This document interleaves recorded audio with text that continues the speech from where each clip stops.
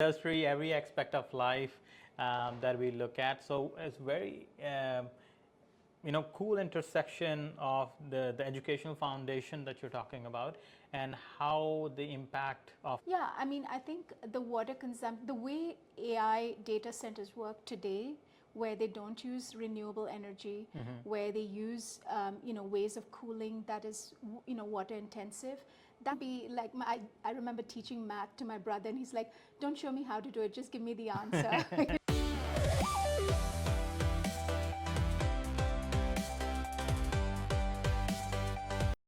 Hello everyone, my name is Inderjit. Welcome to the WorkTalk series, and in this series we talk to business personalities as well as the entrepreneurs.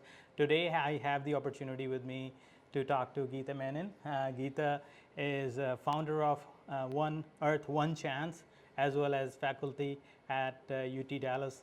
Geeta, welcome to the show. How are you doing today? Great, thank you for having me. Great. So thank you for taking the time out and connecting with us. So wanted to talk to our audience and tell them that Geeta is a very interesting mix of skills. She is a faculty at UT Dallas in sustainable. In the business school. In the business school, okay. Teaching AI and sustainability. Great. And then also she is the founder of One Earth, One Chance, which is an organization. I'll let maybe Geeta tell us more about that. Absolutely.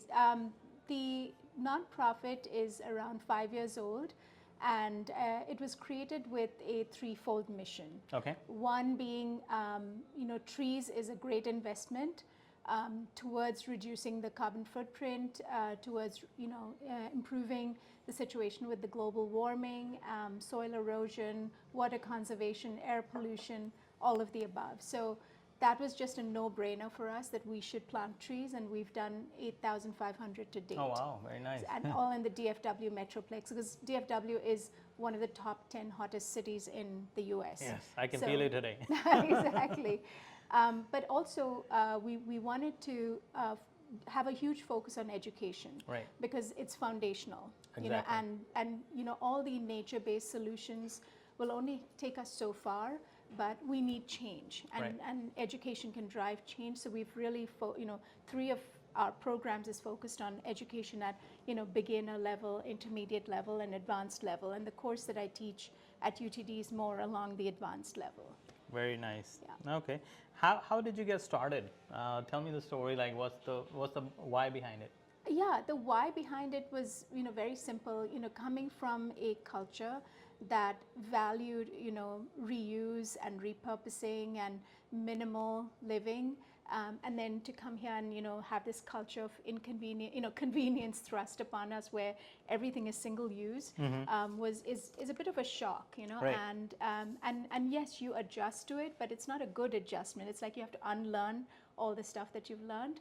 And then, of course, the weather. I think Catherine Hayhoe refers to it as global weirding, not global warming. Right, right. Because it's weird weather. It's like it's too cold, it's too hot, all this extreme weather, and it's creating catastrophes, around the world. I think we're all aware of, coral reef loss, melting of ice, more storms, more fires. All of these things combined is not something we can just sit and watch and just let it happen.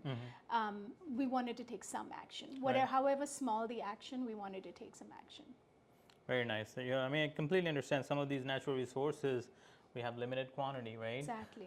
And this particular talk is interesting to me because I'm AI enthusiast, if you want to call it that, right? And we see a lot more I think talk. everyone is at this Right. point. So AI is every industry, every aspect of life that we look at. So it's very cool intersection of the educational foundation that you're talking about, and how the impact of not just our generation but the coming generations will have the AI. So recent article, I think yesterday in state of Texas, they were looking at, I think the law is already being passed or being looked at, of banning AI data centers in the rural Texas area, East Texas area predominantly, by Greg Abbott. And I was reading that article, And before we dive into like AI consumption and human behavior, what is your take on it? The energy consumption versus the rapid speed of AI that we're going in, which require a lot of data centers. Yeah, I mean, I think the water consumption, the way AI data centers work today, where they don't use renewable energy, where they use ways of cooling that is water intensive, that's not sustainable. And we have to swivel to more of green AI. And there are some companies, even in Texas, that are working on that. There's one just in our backyard. Okay. If anybody's interested in a tour, we can arrange a tour. But there are green AI data centers. Oh, very nice. But the fact is the majority are not. Okay. And I mean, there are statistics. The fact is it's still, the amount of energy consumption or the amount of water consumption is still small compared to worldwide use. Like even leaky pipes will lose more water than AI data centers, but it's growing and it's a concern. The pace we're growing. It's the pace at which we're growing. It's going to by 2030 we're going to hit those the big numbers. And the fact is Texas is in a drought situation. Like we are. I don't know if you're aware of Proposition 4, which was passed to actually look at ways to conserve water. Like they're looking at desalination, all these. It's like, people are looking at space and desalination, but there are simpler methods, right, to conserve water. But the fact is we're actually draining our aquifers. The groundwater is being drained. So so I can see the concern, right, from the government on no, definitely, unchecked data center growth. Yeah. Yes, we definitely need some takes on it. Last summer, I had the opportunity to visit India, northern part of India, predominantly farming state Punjab, and in summer, because I grew up there, I was little. We have like water use of heavy crops like rice, very farming, right? Yeah. And I was looking at the stats, and they said Punjab will run out of water within next 10 to 15 years. Yeah.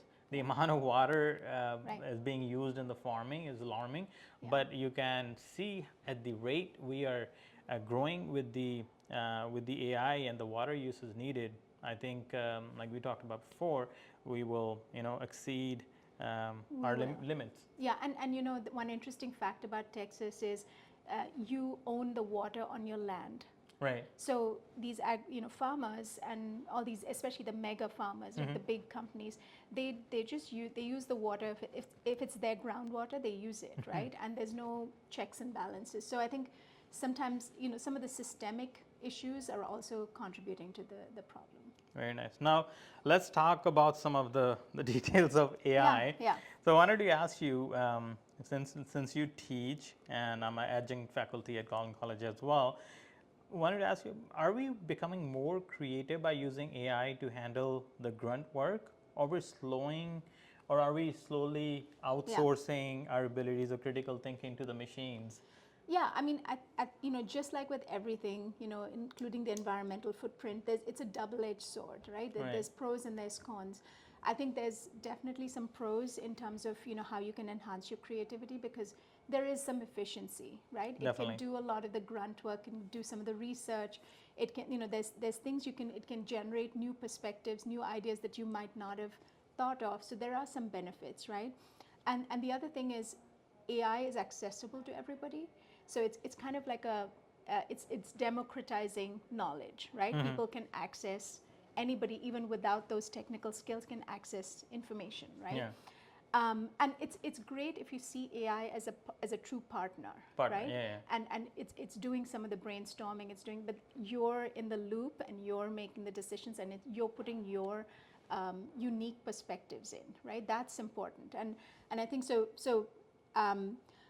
The downside is it's going off of data, right? All these algorithms are working off of some historical patterns. Exactly, so nothing is that unique, or they're just kind of regurgitating the same old information. So it's like everybody gets to a lowest common denominator of how information is conveyed. So if you want to bring in your unique perspectives, your new ideas, you have to actively do that, right? Not just don't use the answers, use it as a collaborator, right? That's the key. And I think the other thing that over time people are talking about cognitive decline, right? Yeah, And that was going to my creativity next decline. question. Yeah, it's exactly. I think that some of them overlap, but the fact is, the more you use these tools, you are taking away some of your own critical thinking and creativity. You're relying on it. It's kind of like a lazy approach. Yeah. So I think if you use it as a partner, it's not a bad thing. So yeah, I think you touched upon that. Like in order for us to make sure we have our own personality and own Yeah. uniqueness to the things that we do, it's we should not let it overpower the Exactly. uniqueness as humans that we have, right? Yeah, don't be like I remember teaching math to my brother, and he's like, "Don't show me how to do it; just give me the answer." I think that's the danger. Yeah, right? that's happening. Yeah. So let me ask you about shopping, right? Yeah. I wanted to put this question in there. Would you rather let AI do the shopping or make choices for you? If you say you're out there and you're at a mall, you want to select something, knowing your personality, you think that'll be helpful or no? Well, I think there is some benefits in terms of common knowledge, right? So when I go to AI and I'm actually saying I'd like to know what others think of this product, Yeah. and then base it on that, real people evaluating products, it's not a bad thing, right? Yes. I'm in the know, right? Yeah. I know how this product has performed over time, but there's some subtle dangers because we know that things move to the top of search engines based on what their financial aspects or advertisements or sponsorship. That's the danger. You have to know to avoid those, and sometimes it's not clear, right, that they're doing that either, Right. Sometimes they do say, yeah, this is sponsored content, but sometimes they don't. So I think that illusion that it's a true comparison, you have to be careful of that, right? And then the other thing is, are you kind of losing your own, if you, in Facebook, now things are being thrown at you, right? Exactly, yeah. And then you're just doing the lazy thing, and you're like, okay, I'll continue to watch this, and I'll, and then it feeds into that, and you get more and more of the same. So there isn't that true, like, exploration, right? And discovery that used to be in the past, where you would just chance upon things, and an algorithm isn't throwing it at you, and there is that loss, right? No, definitely, of true yeah. discovery. Yeah. Yeah. I agree that. So we talk about the human price tag, right? Like how this impacts from the way I'm used to the, for example, this talk, right? Yeah. I think we're going away from that. Part of the reason I wanted to sit down and have a talk, the human interaction, Yeah. that we're losing focus on. Anything that you need, you're like, hey, instead of asking my colleague or someone who's expert in that area, let me just go ask AI. We're relying more and more on that. What is the human price tag on those type of things? Yeah, so I think the human price tag is, you are talking to a machine, right? And it is not human, and it doesn't, all those cues that when you're communicating with humans, there are non-verbal cues that you look at. Yeah. There's other environmental factors, and that's not the case, right? With AI, it doesn't have that. So if that empathy, like, do you become less empathetic because of the rampant use of AI? Those are things that philosophical questions that we need to look at. And then even what you feel is personalized, is it truly? It's not really truly personalized. You're in a group, right? It's looking at certain profiles. So I'm not sure it's even beneficial, right? So I think the human price tag of are you losing your empathy? Are you losing true communication skills, true critical thinking skills? There could be, right? And you have to be watchful of that. Okay. And have what they call the human agency, like have your own Human stamp agency. on it. That's a good point.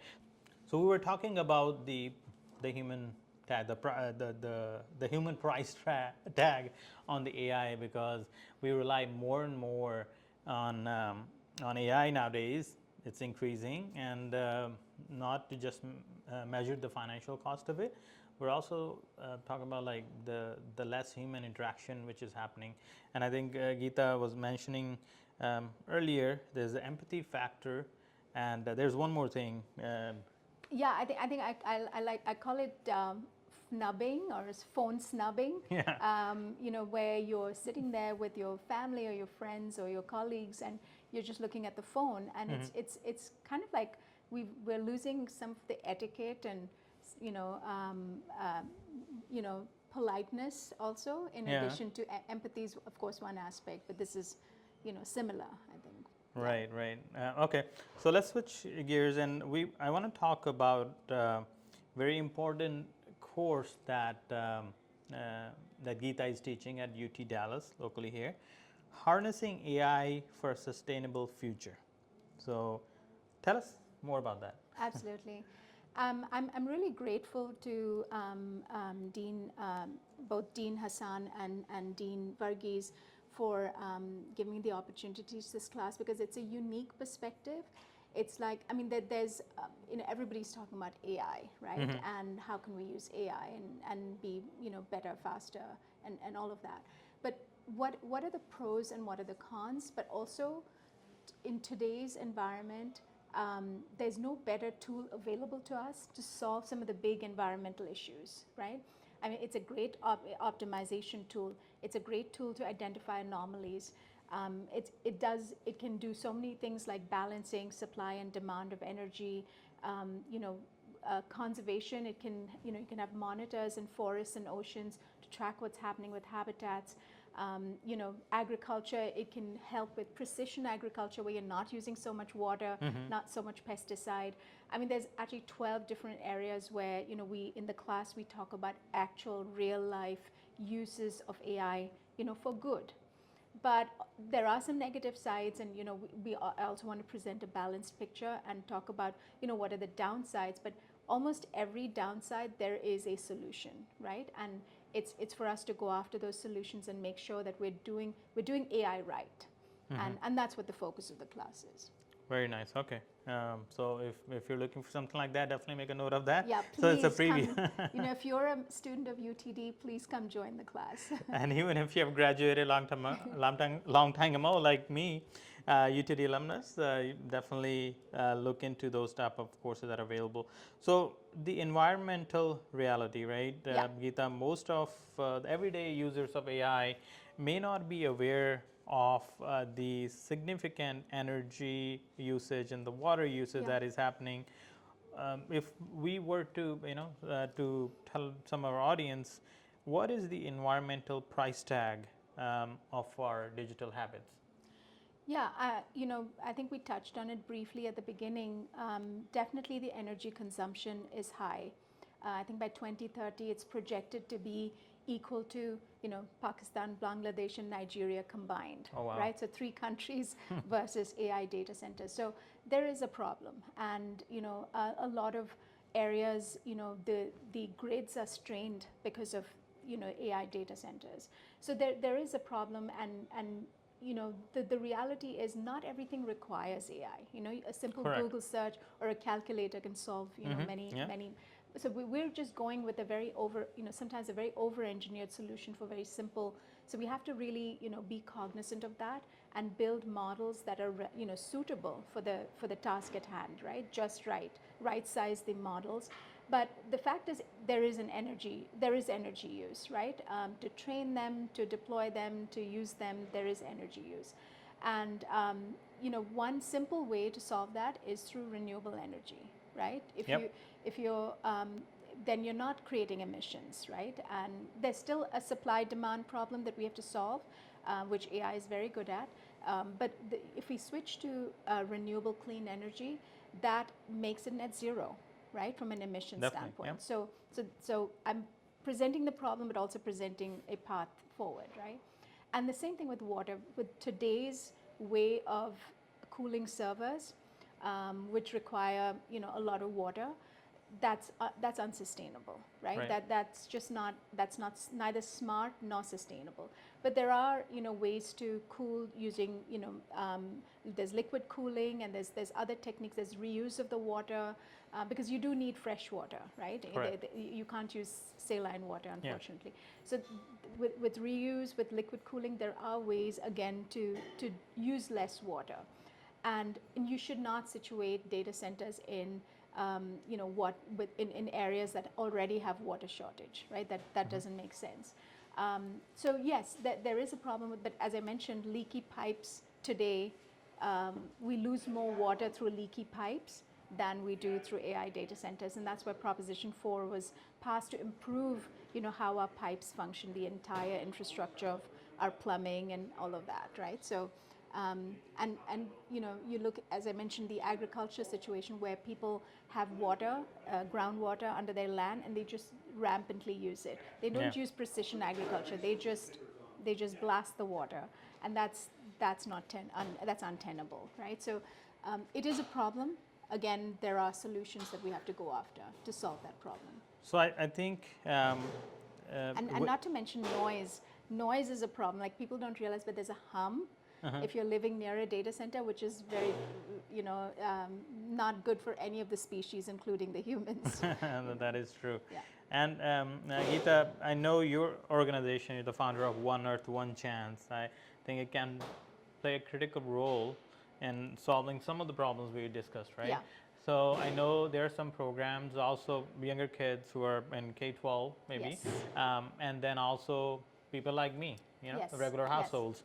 What are some of the things, let's start with the younger kids, what kind of programs are there where they can be more aware of some of the sustainable things that you have mentioned? I'm really glad you asked me about that, because education, as I said, is my favorite topic, and we actually have like 3 levels of education. Okay. There's a green citizen level which is very beginner level. It's Okay. micro learning. It's like, we talk about things at a very elementary level for, folk, where we're targeting people who don't know anything about the subject, Right. who might never have thought about sustainability until then. So they're micro learnings. They're actually delivered by the youth.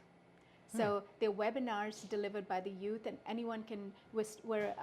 It's a monthly webinar. Okay. And these students, just like you and I are talking, they interview experts. Oh, very nice. And talk about different topics like, appliances that are energy efficient, or indoor air pollution, or different topics like that, right? So they take a specific topic, bring in an expert, and it's micro learning, and anyone can join, right? No bar to entry. There's also a Green Ambassador Certificate program, which we jointly offer with UTD. So that's really designed for middle school and up, all the way to adults. So anyone can participate if they're interested in showing their commitment to sustainability. Well, learning how to apply their knowledge to real world problems, but also showing their commitment to sustainability, and getting a certificate that's issued by One Earth, One Chance and UTD that says they have completed 12 modules covering topics like water, air, biodiversity, energy, all these different topics, and they go into some detail. So it's a little bit more, intermediate, as I said, but you come out with a certificate, and you can display it as a badge, on your social media and so on, and it helps you get jobs or change jobs, or add sustainability to your existing job, whatever the case might be. Or attract talent who value these things, right? Yes. And then, I'm sorry, there's one more. There's the advanced level, which is similar to the course. And I'd love to do this at Collin College, like join hands with you, and we'd love to be like train the trainer, and have other professors go out there and teach the advanced level courses, whether it's AI or AI and sustainability, supply chain, green business certification. There are many topics which are advanced level, and we want to build a cadre of professors that are like-minded, that will go out and teach it at Collin College, UNT, UT Austin, whatever. Yeah, I mean, definitely. Like, I come from a background where we track kind of skills or the values of our organizations. Sustainability is one of the major topics that the younger generation is picking those companies to work for who really care about the environment, right? Yeah. So I think early on, so the age, kind of the spectrum you talk about, is it from middle school all the way to high school and college kids? So the green citizen, anybody can, even an elementary school kid, is fine. It's just an hour of learning in a webinar style, where they can listen. It's like a podcast or any of that. Okay. The Green Ambassador, I would recommend middle school and up, because Okay. it's a bit more, there's a little bit more STEM, knowledge, some basic geography, basic geology, science, and so on. So that's middle school plus, and then advanced, I would say high school and up, High the school and advanced. up. Okay, got you. And right. So those are about the programs. And also, one thing comes to my mind is we talk about individuals learning. You have are there any programs for businesses who wants to get certified in a certain? That's something so Toyota is going to be hosting a Green Ambassador workshop in fall. Okay. Right? So corporations do want us to come and teach Green Ambassador to their employees. So we're doing it that way, right? But I think even the advanced level, like I would love to have a corporation ask us, how do they get certified as a green business? Yeah. Right? So even so Green Ambassador and Green Practitioner, which is our advanced, is totally suited to corporations. And I do believe that the more corporations join us, the better, because if we just focus on academia and the community, we can only get so far. We really need the corporations to come join us, right? Yeah. And they can sponsor entrepreneurship competitions, they can do the workshops, they can, go deep into the advanced level topics, all of the above. So we do, there are some organizations like Toyota that we're really happy to get started with, but Very I'd nice. like to see more of that. Yeah, no, definitely. Let's talk more about that. And now let's switch gears. Yes. In this last segment, I would like to talk about the education, since we're both from the Yes, education yes. background, and it's near and dear to heart. Yes. The trust factor, right? When you see from the teaching perspective as well as on the student side, how do we reclaim human trust in age of automated answers everywhere? So I think one thing that we can use AI for all of the, as I said, as a partner, right, and a brainstorming partner, as a skeptic, all of that, but verify the information, do lateral reading, Yeah. read things written by experts, by reputed sources, Britannica, UN, people that have been doing the research, actual research. Go read that and verify what that pat answer may not be the right answer, right? So I think that's how you can trust but verify. Very nice. And then the other thing is keep, as I mentioned, keep your agency. Keep your perspective, and I think that's important when you're utilizing these tools that are based on algorithms. You still have to provide your unique perspectives, because it might not match that common denominator answer that they've come back with, right? So as you're teaching the next generation, what is that one factor or one core value or the rule, if you want to call, if you were to tell the students to use AI responsibly, what would that be? So I think you have to show integrity. If you've used AI to come up with your answers or use sources, be upfront about it. Okay. I think the reality, doing things like I know there are some universities that block AI. I don't think that's the answer, right? I think you have to make sure that the way you gauge your students' knowledge has to change. Right. Assume that they have used AI, right? And then what is it that you're really, how are you testing their knowledge, right? So I think that's important. You can't just ban things, right?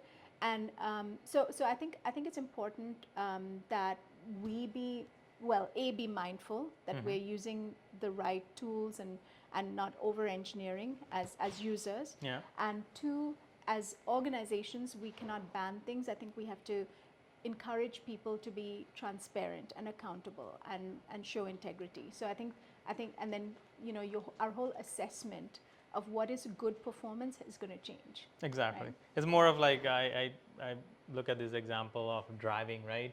So we have Department of Transportation, we have rules around it. So we need to come up with better rules, right? Exactly. As a governance side. The rules have changed, and we have to adjust. Yeah, as government is stepping Yeah. in, blocking, recent case of Anthropic Fable got blocked, got open again. Those type of things we'll see more and more. Yeah. So as we're designing this, as you're working on sustainability side, as also we are looking at AI, how can AI help in the mission that you have? So, as I mentioned, there are like 10, 12 areas that AI can help and is already helping in, right? And it covers the entire gamut of, like, you look at, whether it's the customer experience, with shopping, and, whether it's water conservation, whether it's environmental conservation, forest conservation, energy supply and demand, in every area, AI has made its mark. But I think there's one area that I believe AI can do more, which is help the underprivileged, Yes. right? The socially disadvantaged and financially disadvantaged. I think we could do more there. Like we are going after the money, right? Like we're Yeah. going after, what pays, Yeah. right? Which is great. I think that's how, the world works. But if we could use AI to help those who are vulnerable, Right. and get the help they need, whether it's food security, right, or whether it's housing, Right. or transportation. Like I would like to see more, like, cities incorporating AI, more governments incorporating AI, more organizations incorporating it, because the reality is we all, I mean, we talk about social responsibility. AI can do a lot in that area. I right? definitely agree. To bring the Yeah, so I want the equity smart and people. equality. Exactly, Yeah, I want the in the smart space. people to think about that, and Yeah. not just the Yeah. obvious. Yeah, a lot of things are happening. The one example I see is the consumption of content with the AIs translating in many different languages in education as well, right? Yeah. Like there could be a teacher, the way he or she teaches in one corner of the world can be really impactful somewhere else, but it wasn't possible because of the language barriers. Yeah, Now the possibility is there. and that's what I mentioned at the beginning about democratization. I mean, I Right. think AI really does that, right? Like it democratizes and somewhat personalizes, the experience for a lot of people who have language barriers or financial barriers, economic barriers, right? So I think AI can do a lot of good. I Very truly nice. believe Okay. that. So towards the end, Yeah. we're talking about the next horizon. Yeah. Looking at the next 5 years ahead, what is your take on sustainability and AI, maybe the intersection of both? So I think as far as the intersection of both, we have to do green AI. Okay. There's no Question about there's it. no question about it. We must diligently. I know there are some companies already moving in that direction, but we have to actively move, and we cannot. That's not sustainable. The current model, right? So and then, as I mentioned, AI doing green things. We should continue to look at how can AI improve and solve some of these big environmental problems, because maybe the human brain can't fathom it, but AI can take all that data and really do a good job with it. So that's the second. The third thing I would say is, as we move forward, I think I would love for, and this is my wish list, I would love for AI not to be where we're just sitting glued to the screen and like doing prompts or doing, fine tuning and things like. I would love for it where it becomes more like in the background, Right. right? And it's just doing things, right? And the ambient AI, Yeah, as they call being it, in right? the moment. Yeah. Yeah, so it's just there and it's doing things where we're not sitting, we're not tethered to AI. AI is just happening around us, right? So that's my hope. Good point. Yeah. Oh, yeah. But yes, green AI. I think we're AI for moving green. towards that Yes, that yes, type of usage. yes. And Geeta, I really appreciate you taking the time out and talking to us and informing us or educating us on this very important topic of the intersection of sustainability and AI. What is the last message you have for our audience? So I think all the young people, they're my favorite favorite target audience. you're so innovative, and I know we had the last entrepreneurship award competition in spring. Come join those, talk to us about your ideas. You guys have great ideas, and be the innovator, utilize AI for all the good that it can do. But don't just go after technology for the sake of technology. Try to solve real problems with it. So one more thing that I'd love to add is, that was my ask from the youth and innovators. But I also have a request for corporations that are building AI, any company that's building AI. It would be great if these queries, if these tools came with like environmental price tags, right? Not just your subscription, but also like what's the water cost, what's the energy cost. It'd be nice to have those labels, because then people can make a determination if it's worth it, just as they do with money. Very nice. There you go. That's Geeta Menon. She's the founder of One Earth, One Chance, and also professor at UT Dallas, teaching a course harnessing AI for a sustainable future. So definitely check that out. Google it. Geeta, thank you for sitting with us and talking to us. Thank you, Inderjit. This is really an honor and a wonderful experience. Thank you.